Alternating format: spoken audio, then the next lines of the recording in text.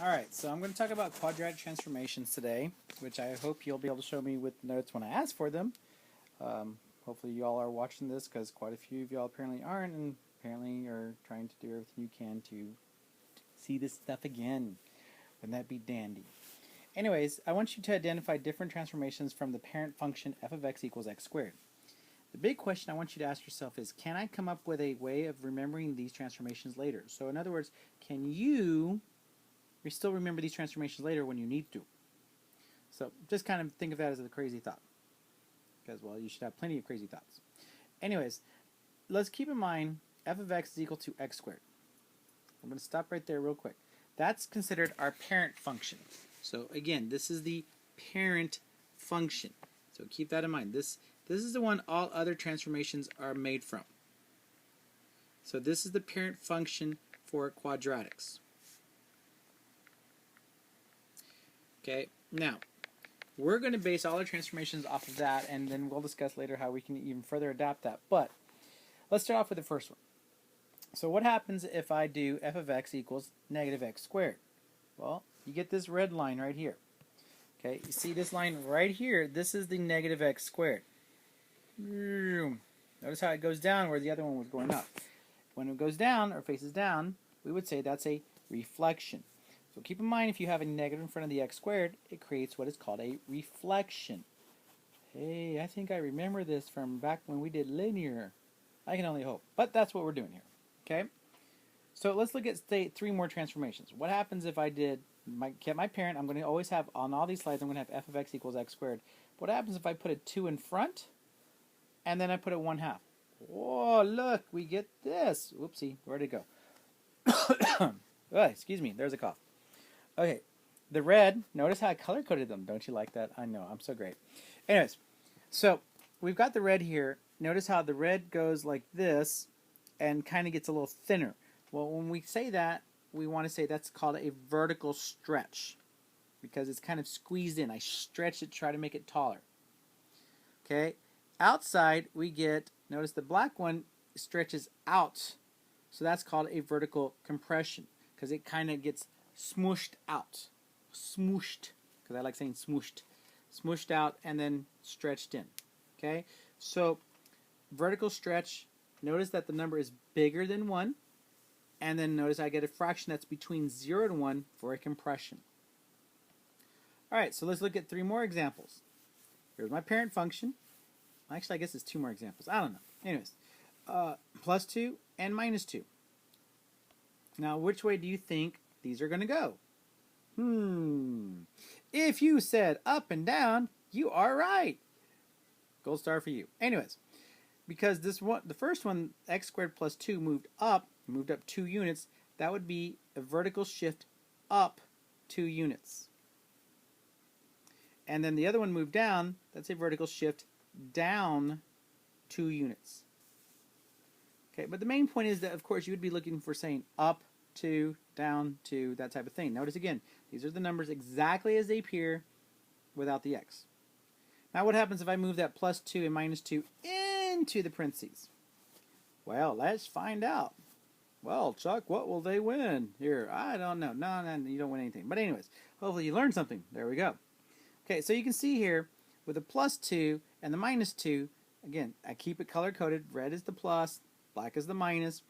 So the plus 2 moved 2 spots to the left, and we say that's a horizontal shift because horizontal means you moved sideways. Vertical means you moved up and down. There's a go. So I moved to the left 2 spots.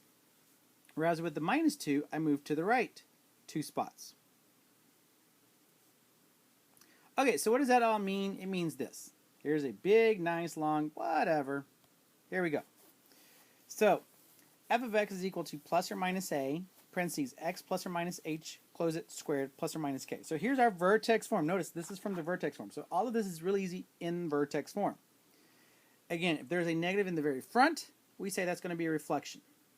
Then that number a, if it's bigger than 1, it's a vertical stretch by that factor. If it's between 0 and 1, it's a compression by, again, that factor. Inside the parentheses, a plus moves you to the, oopsie, I messed up there. Hey, this is where Mr. Patch has sometimes to make corrections. Oopsie. I hope y'all hadn't already written that, because if you pause it, oopsie. Come back to oopsie. Okay, plus moves to the left, minus moves to the right. Apparently Mr. Patch needs a little bit more coffee for today. Anyways, there you go. And again, we saw that here. A plus moved it to the left and a minus moved it to the right.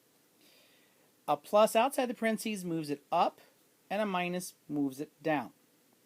So if you take what we did yesterday, or what you did in, like, say, the assignment that we were doing Monday, today, and like say you take the example that was f of x equals 2x squared plus 12x plus 21. Yes, you had to find a, you had to find b, you had to find c, but then you also found the vertex. And the vertex was negative 3, 3. So then you told me that the vertex form was the a, which was 2, negative 3 plus 3, and that minus became positive 3. That minus and negative became positive. Okay, so in this format, now I can go back and look at this and figure out what to do from there. So I can say that the 2 means I have a vertical stretch, because that means it's actually bigger than 1. So vertical stretch by a factor of 2, if I want to be all super technical and get it all right there. Okay, the plus 3 means I'm going to have a horizontal shift to the left. Well, at least I got it right there, by 3. And the plus 3 on the outside means I'm going to shift up 3 spots, up 3 units. And that's it. So you see, we can easily see in this format what the changes, what the transformations are. In standard form, it's a little bit harder to tell from here what the heck I'm going, that I have a vertical, I can see this vertical stretch, but the 12 and 21 tell me nothing about the shift up or left, because we're basing it all off what we would see from the graph. Like from here, I know I can make a graph that goes, say, 1, 2, 3, 1, 2, 1, 2, 3, and I know it's facing up because it's not a reflection, and vertical stretch factored by 2 would give me something like this.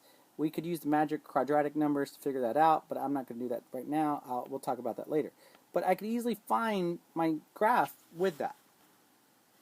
Oopsie, too much information already. Well, let's go back. Okay, the last problem on your paper that you did Monday, which would be today, was this, where you told me the vertex A is equal to negative 1, B is equal to negative 8, and C is equal to negative 15, and then your vertex was negative 4, comma 1. So your vertex form would be, notice how I'm writing this. Again, notice how I've got this written where I've got the x minus parentheses squared plus, and then just go from there. Okay, so I've got negative 1, negative 4, positive 1. Notice the minus and negative became plus. So because of this negative, I've got a reflection. So the negative in the front means I've got a reflection. Then I look at the plus 4. Plus 4 means I have a horizontal shift to the left, to the left, to the left, to the left, 4. And then the plus 1 on the outside of the parentheses means I'm going up 1. Oh, Nelly. So you got that one right there. So I had a reflection, shift left, and then I went up. And that's pretty much it, guys. These are transformations, plain and simple, but it gives you an idea of what we can do if we make the changes and like look at the way these things are written. Anyways, that's it for today. Thank you so much. Good luck. There we go.